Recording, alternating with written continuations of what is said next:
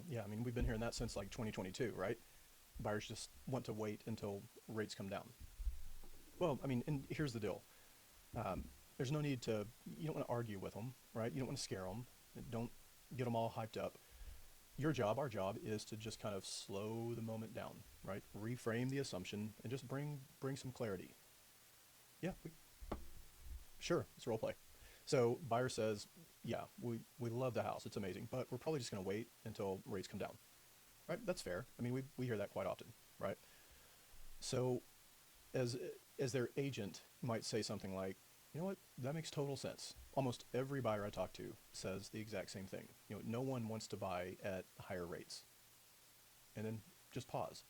Let them just kind of sit in that silence for just a moment. Don't rush into anything. And then you say something like, can I share something important with you that most headlines aren't explaining? Wait for a yes. Don't just like rush into it. Let them nod. Let them give you permission. So the Federal Reserve, they cut rates again, right? And even they admitted that small rate cuts aren't going to fix housing affordability. Jerome Powell, the Federal Reserve president, stated this. The real issue, he said, is that we just simply don't have enough homes. And millions of homeowners are locked into super low pandemic rates. So they're not selling. Now, the thing about this is not an opinion. All right, this is actual, you're educating, you're equipping them. So then the buyer might say something like, yeah, but if rates drop, wouldn't that help? Okay, you come back, it helps a little, and they already have come down, quite a bit. But historically, big drops in rates usually happen during recessions. And that oftentimes, recessions oftentimes come with job uncertainty and tighter lending standards and guidelines and more competition once buyers rush back in. So there's no doom here. You're just sharing facts with them.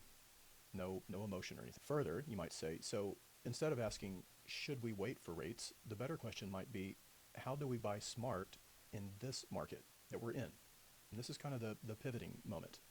The buyer might say something like, so what does that mean? What does buying smart look like? And you tell them, right now, buyers have leverage, which we haven't seen in several years. We're talking price reductions, seller credits, and flexible terms.